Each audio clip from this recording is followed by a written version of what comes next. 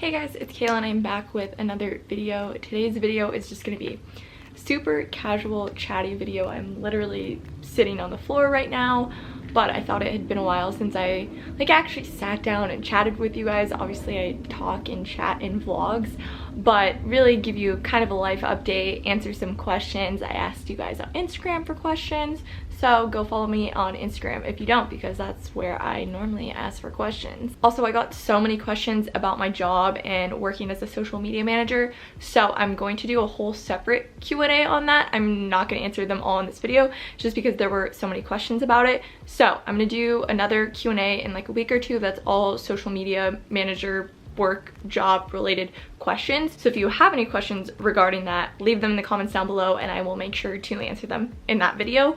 So if you ask a question about that, it will be coming in the next video. For now, we're just going to do more kind of personal lifey type questions and give you a little bit of an update. The first question is, how do you balance having a full-time job with YouTube, and kind of what is the reality of that? And not gonna lie, it's rough. It is hard to consistently put out videos every week. I post 3 times a week and I work a full-time job, 9 to 5. So it definitely is a lot. I am very grateful that my job is pretty flexible, that I work at home. If I worked in an office, I don't think I could upload 3 times a week because I wouldn't be able to film as much during the week. I'm filming this on a work day, taking a break like you would in an office, but you're not gonna film a video in the office. So working from home definitely helps with that. If you want to kind of pursue your own brand and YouTube or whatever side hustle it is, it's definitely helpful to have a more flexible job, whatever that is. Also, an important thing is to get ahead. I talk about this all the time in my vlogs, but whenever I'm ahead on stuff and not doing everything the night before, I'm so much less stressed and it makes it a lot easier. But when I do things the night before, especially during a work week, it just really stresses me out and it builds up, and that's how I get burnt out. So I really try when I can to like film more on the weekends or edit on the weekends, so my work week or my week is a little bit lighter with work. So definitely just trying to find a balance and just managing your time well. And if it's truly a priority and like something you want, you're gonna work on it and you're gonna not care if you have to stay up late to edit or stay up late to do whatever, if it means you really enjoy it and that's what you want to do. Next question is tips for living with boys / your significant other. If you don't know, I live with my boyfriend. We live in a 2-bedroom house and we have another roommate. So me and Brian share a room, and then our other roommate has a room. After living with all girls for all of college, it definitely was a transition to living with only boys, and really it's not bad at all. I think I'm lucky that my roommates are both cleaner than I am, even though they're boys. Like normally you would think that the girl would be the clean one, but honestly they're better about cleaning than I am. I'm not dirty, but I'm messy, and so they're kind of more on me to clean things and keep things organized, especially Brian. So that definitely helps, and I think it's important, no matter who your roommate is, to just be like very communicative, is that the right word, to just talk about it. So like me and Brian, we share a room, and especially during this pandemic, it's been really hard to kind of figure out what I'm going to film and when I'm going to record stuff if he's here and I kick him out and make him go downstairs. So just really, I try and communicate that, like, oh, I need to film this video today, or oh, I have this meeting at this time, can you go downstairs? So just being very communicating well is super important, whether you're living with boys, whether you're living with girls, whoever you're living with, just communication is key. Someone asked if I have a puppy and what kind. Rosie is not here, she ditched me, so I cannot show you her, but I'll insert a picture.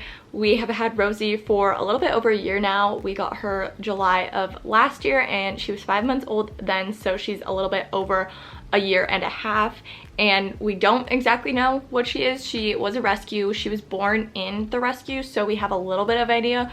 We know her mom was a terrier, and we are like 99% sure she's some type of Australian cattle dog because she has like spots and she just looks like a cattle dog or healer, and she loves to herd people. So pretty sure that's what she is. She probably has some other things mixed in there, but those are definitely like the main 2 breeds she is. The next question is, if you could be in a different place right now, where would you be? I'm taking this as like a physical location and not like metaphorically, if that makes sense. So if I could be any other place, I would really just love to visit my family. I haven't seen most of my family since Christmas. I did get to see my dad and my stepmom and my siblings. They like came down to camp and I got to see them for one day, so that was really good to see them. But besides that, I haven't seen like my grandma, I haven't seen like any of my aunts, my cousins since Christmas when I left, and so it's just been really hard. I'm feeling very homesick. I feel like I've been feeling more homesick. I didn't really feel homesick at the beginning of college, but more towards like the end of college and post-college. And last year I really got to visit home a lot, and I would have visited a home probably multiple times at this point if it wasn't a pandemic. And I have been considering like flying home, but then it's like you have to be on a plane. And I was thinking about going up to Lake Tahoe because my family has a cabin there, because my family, like my grandma's there right now. So I was thinking about going up, but then it's like either we drive up and it's a long drive, or I fly, and like again, I don't want to expose myself if I don't have to. But eventually I like do need to go home because it's been so long. So definitely for either Thanksgiving or Christmas I'm gonna go up. I don't know when or what. I haven't planned any of that because who knows like what is gonna happen. But I do need to go home at some point because I'm just feeling very homesick, and I don't want to cry, but it's just like, it's been hard. Yeah, just would love to go visit home, go visit my family.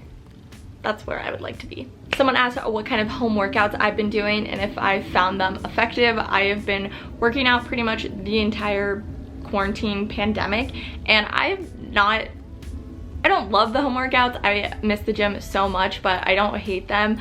I have really been trying to, one, get outside every day and go on a walk.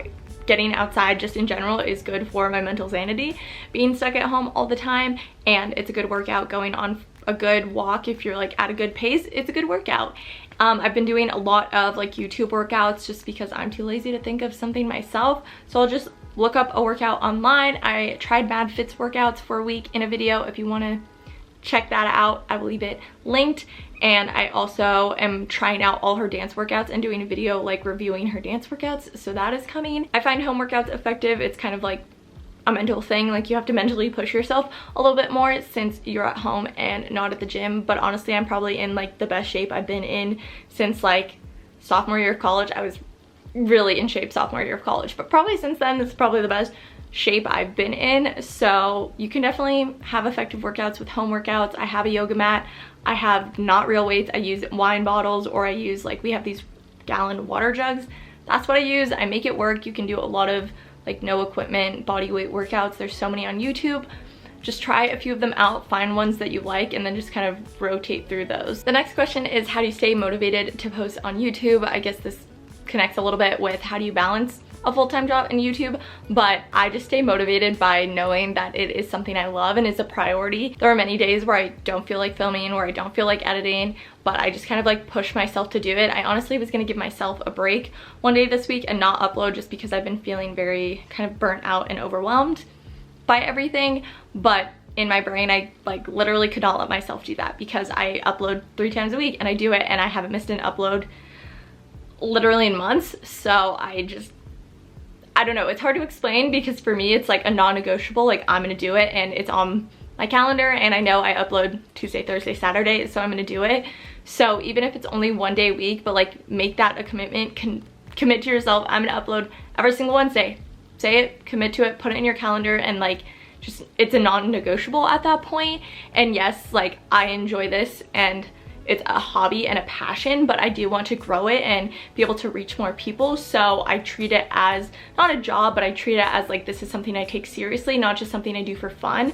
So if it is just something you do for fun, like upload when you want, upload whenever. But if you're looking to grow your channel, which like a lot of people are, and I don't think that's a bad thing or makes you have bad intentions, you just have to make it a priority for yourself, a non-negotiable. Like the boys always want me to play video games with them, and I tell them no because I have to edit. Or like Brian wants me to watch Big Brother this season, and I just cannot because it takes up so much of my time.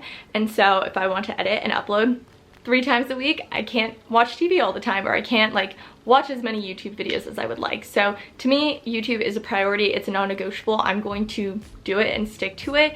So you just have to like, whatever works in your brain to like make it to that point. That is how I stay motivated. Obviously, I'm not always in the mood to film and edit, but when it becomes that non-negotiable in your brain, you're gonna stick to it and you're gonna do it whether you're feeling like super happy and motivated about it, or whether you're feeling kind of down. We all have down days, but you just kind of have to push through that and know that it kind of comes in waves, and just because you're maybe feeling meh about it now, maybe in a week from now you'll be feeling fantastic. It happens to all of us, it happens to me.